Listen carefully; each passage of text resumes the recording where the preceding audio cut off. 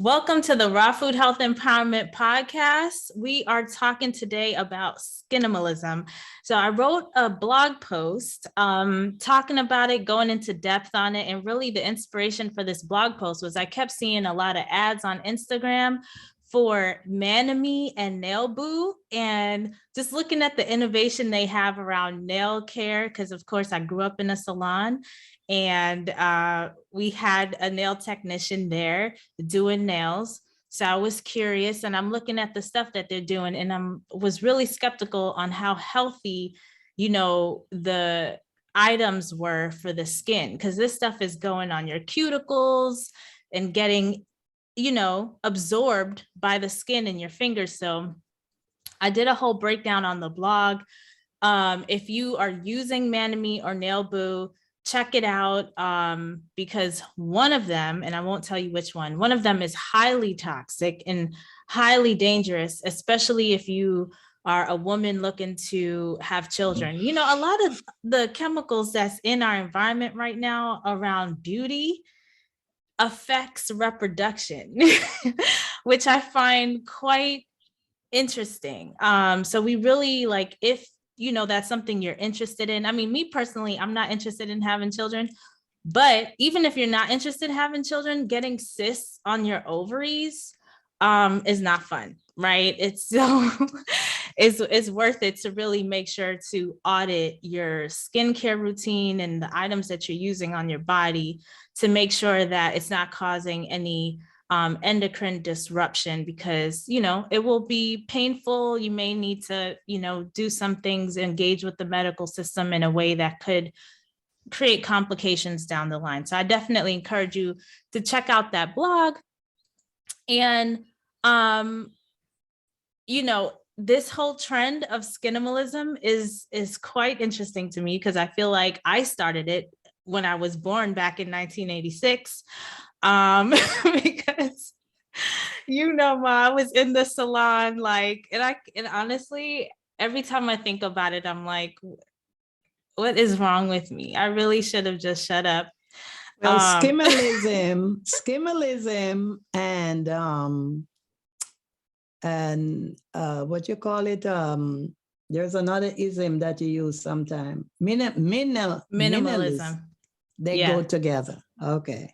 Right. So that's basically what it is, with an emphasis too on, like, the logic behind it is because a lot of the things that folks have been putting on their bodies have so many chemicals in there that have, these consequences, these harmful effects to our hormones and, reproduction and all of these types of things. But I remember being in the salon, just like questioning everybody, like, why are you doing this to your hair? Why are you doing this to your face? Why are you putting makeup on? Like, I've always been like that. I've, happy to report that I've calmed down a lot. Stop telling people what to do, because I've been highly judgmental. But now at least there's some logic, before, as you could tell by my previous episodes, is that it was about more like loving yourself instead of trying to put on a show for other people. Like, be authentic to yourself, because authenticity is my top value, which I understand everybody doesn't feel the same way about hair and makeup and all that kinds of stuff. Now I'm more concerned about, like, the health aspect. Can I say something? Yeah.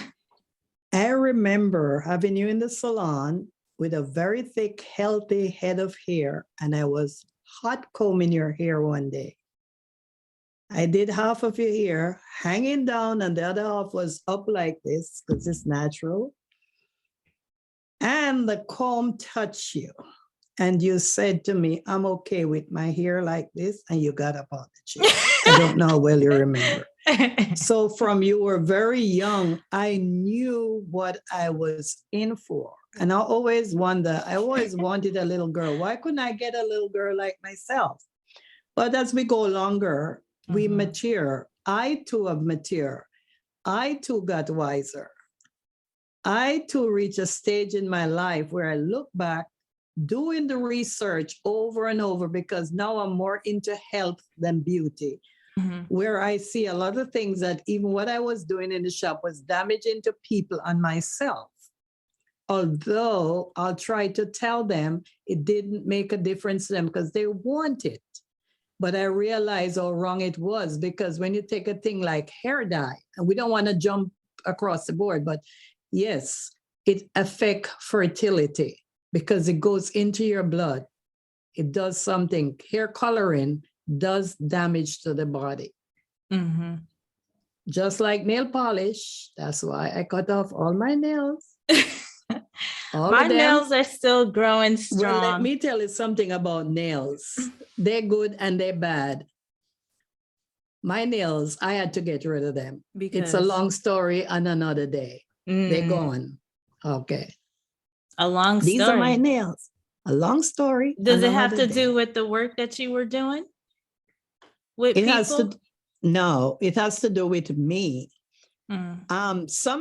I'm allergic to the latex glove. Daddy went out and bought me these expensive gloves. They're like $7 a pair. They are non-late. I think the inside is lined with a special fabric. They cost either $5.99 or $6.99. Do you know that between my nail and a knife, well, I think it's a knife cut it, but my nails puncture everything because my nails grow long and tough. It broke the gloves. So it's like me losing $6 right there. That is enough for me to cut my nails. Okay.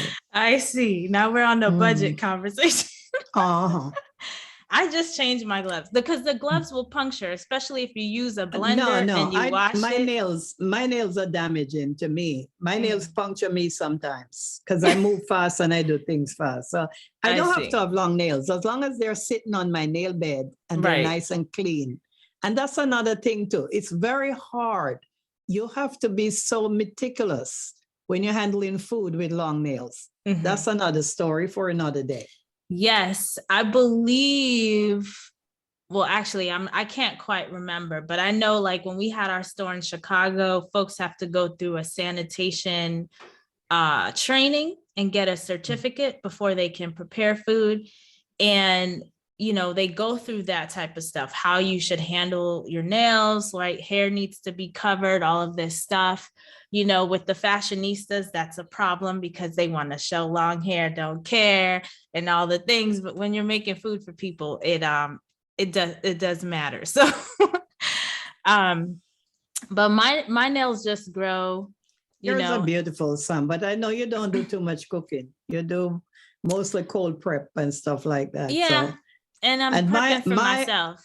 I handle a lot of beets. So if I'm handling beets and turmeric, and I do the fresh beet and the fresh turmeric, when I finish, my fingers will be like beet and turmeric. So I still have to put the gloves on. So if I don't put the gloves on, I'm not protecting my skin, you know. It may look bad, but that's healthy phytochemicals getting into the. Honey, try handle ginger and fresh ginger and fresh garlic and see what happens. It burns. Yes. So that's why I do cut my nails down that I can wear my gloves to do what I'm doing in the kitchen. I've never had that, but I guess I'm not cutting up ginger and garlic as often as you are. So that's good to know. So yeah, the Skinimalism trend, like I, discuss on the blog, is about simplicity, beneficial ingredients. So we're going for quality over quantity. Cause I know like with a lot of the makeup trends, they're putting layer on layer on layer on layer. So I wanted to discuss the skin and beauty care products that we use. And I feel like my beauty care routine is way more simplistic than yours. So I'll start first and then we can go into your items.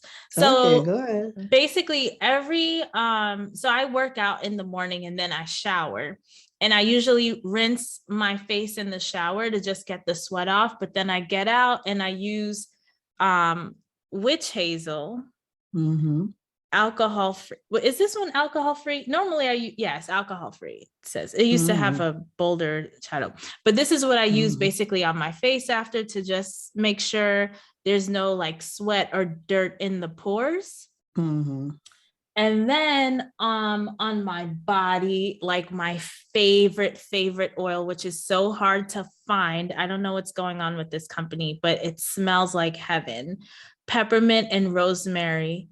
I use this on my body after I get out the shower. And these are all just natural oils and essential oils, right?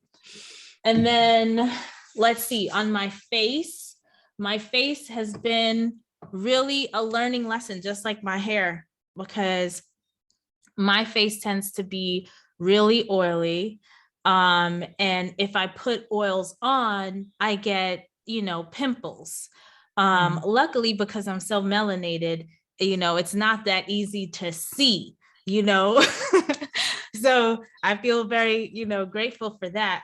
At the same time, I've had to make some adjustments. So even though I don't really like using creams and lotions, I did find this Mad Hippie, which is a vegan brand that I use on my face only like in dry areas, which tends to be down here where there's water touching a lot because I brush my teeth, right? And so I only use it there. And then I'm using vitamin E oil on my lips. I use a lot. Yeah, it's not really a lot. Vitamin E oil on my lips because I can't use oil on my face. So the cream is for my face.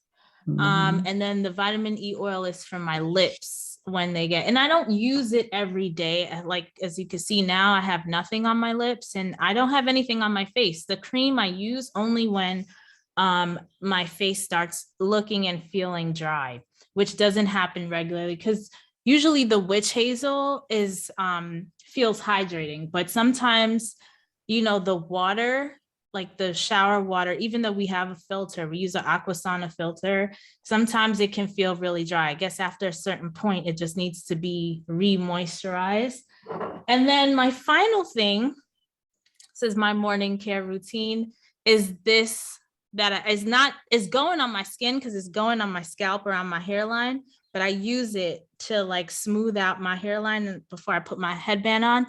And it's this Creole essence, Haitian black castor oil. And again, rosemary, mint. I don't know if you can see it. It smells like heaven. Let me tell you, like my morning care routine, I'm just blessing myself with these deliciously smelling oils, giving God thanks for all of this. It's really a great way to start the day.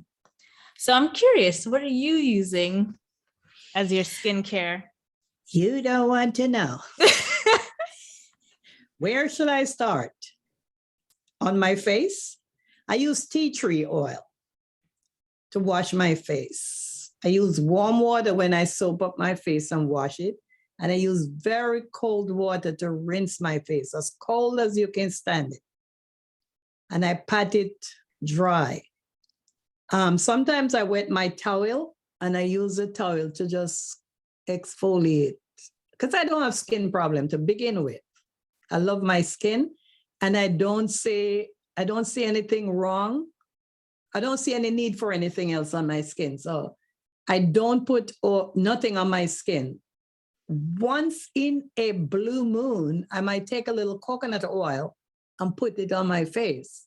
And that's not very often. And that's on my face, nothing more than tea tree soap, sorry. And in the shower, I use regular soap. As you know, because I'm keeping it very real. I use regular soap. And I use warm water when I'm taking a shower. And then I use cool water, not cold, cool water to rinse my body. When I get out the shower, I use almond oil, which I love very much. You were the person who introduced it to me from way back in California. I never stopped. And that's what I use for my body. But on my heels, on my feet, not my legs, my heel on my feet, I use, you're going to be mad, but I'm telling you, because I'm keeping it real, Vaseline. Oh, no. Well, Sam, I'm keeping it real, but guess what? Your mommy have no calluses, Nothing like that. So let me tell okay. you the healthy upgrade, because I know in the Black community, they love them some Vaseline, some petroleum jelly. But the healthy upgrade is cocoa butter or shea butter, any kind of, it's a thick emollient. So it does basically the same thing. I used to have the raw cocoa butter, but I just don't like how it smells. It grosses me out. Because it's raw, probably. But there's some great like small businesses that are making some nice smelling products because they basically mix that with essential oils. Yeah, I'm really not a perfumey person. I don't like to put on perfume because I like my body odor. Mm-hmm. I like the way my natural smell. So I don't want to kill it with any fragrance, but I just don't like what the coconut butter let me smell funny. Like you don't want to be around people. And I hate that. But that's it. My maintenance is very, very small. And when you talk about makeup, I stopped makeup from, the only time I used to put makeup on is when I used to be in the church building. Now the church is open. I haven't been to church in 2 years. I haven't put makeup on my face. I think I put makeup on my face once to do a podcast, but I'm packing them up. I'm getting ready to get them in the garbage. I'm throwing them all out. Because they're old? They're old. And if I'm going to get something, it might be a little compact or something, but I don't really need it. I don't have the need for it. I don't see the use of it because I love my skin. I don't want to cover it up. The only problem that I have, and everybody can see, go girl. The only problem I have, if you look around my eyes, and it's not that I can change, it's just me. That's how most of us age anyhow. So that's it. I don't have a problem. Yes. And if you watch the commercials, they have so many things for the under eye cream. No, I don't put nothing on. My eyes are important to me. Yeah. The only person touch my eyes, an eye doctor, to make sure my vision is okay. But I would not put anything there. Yeah. No. You were pointing to your lips before. What were you going to say? My lipstick is important to me too. My lipstick, but this lipstick I get is from Iman lipstick. I see. There's a Black-owned makeup company that's vegan and healthy called Mented or Minted. Okay, you could send me if you. I'll go and research it, look for it, and see. Yeah. But as I say, I'm not in need. It's not a necessity. I could use beet and put on my lip. I mean, it would make you upset, but some Vaseline on my lip would be fine. I used to do that as a child, but now I know better. So yeah. When you know better, you do better. But yeah. I know old habits are hard to change, especially if people don't understand exactly why they're making this change. You have so many decades of using Vaseline that it's like the argument to not use it has to be pretty strong. And for me, because it's petroleum jelly, the same petroleum we use in our car, I just don't feel comfortable, especially when I know there are healthier alternatives, It's sad because the one I use is the one for babies. Yeah, and they had talc and baby powder, Johnson & Johnson, and recently got sued because talc causes cancer, right? Talcum powder. But that's the sad thing. The one I use is for babies. It's not like I'm using, so I figured they would perfect it. I don't know. And we know from the Johnson & Johnson case that just because it's in the store and just because it's for babies doesn't mean it's healthy, which is actually why Jessica Alba started the Honest Company, because she saw that baby care products weren't healthy. And so she created a company to make cleaner baby care products. That's why I always recommend the Environmental Working Group. It's a nonprofit organization that goes into studying all of these products that are on the market and what's in there. Is it healthy? Is it not? Is it clean? Is it not? What's not clean and what are the consequences? They have a database called Skin Deep that you could put any product in, if it's well known. Some of the smaller brands, they might not be on there, but you could put the product in there and get a whole list of what's in there, what the consequences are, like how bad it is and things like this.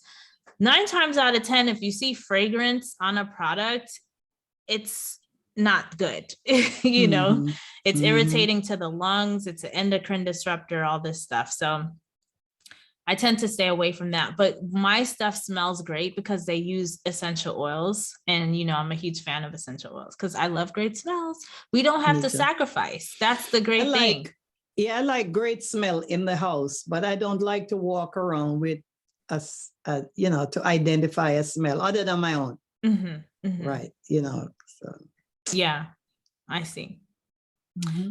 So those are our skincare products. I would love to know in the comments, for those of you watching on YouTube, let me know in the comments below what products you're using and what you recommend. If you're listening, definitely email us. There's a link in the show notes where you can email us. I would love to get to hear from you. We are gearing up right now for the Raw for Lent live experience. And so we'll probably be MIA for a little bit, you know, trying to juggle all the things. But this Raw for Lent live experience is really exclusive for the folks that are in the Raw Food Health Empowerment Circle Facebook group, as a very informal community gathering of like-minded folks who are into clean eating and spirituality. We are just connecting and getting into this sacred time for us of just purifying our bodies, our hearts, our minds. So I'm really excited about it. We have live group coaching calls every week, twice a week, and the playlist is bomb. So definitely want to be there for that. Ma, are you excited? Because you are doing a lot. Oh, yes, I'm excited. Yeah, it's going to be fun. It's going to be fun. I'm excited. We're still going to try to do a podcast monthly. So, you know, stay tuned for that. We'll at least be showing up monthly. Hopefully that's the goal anyway. Yes.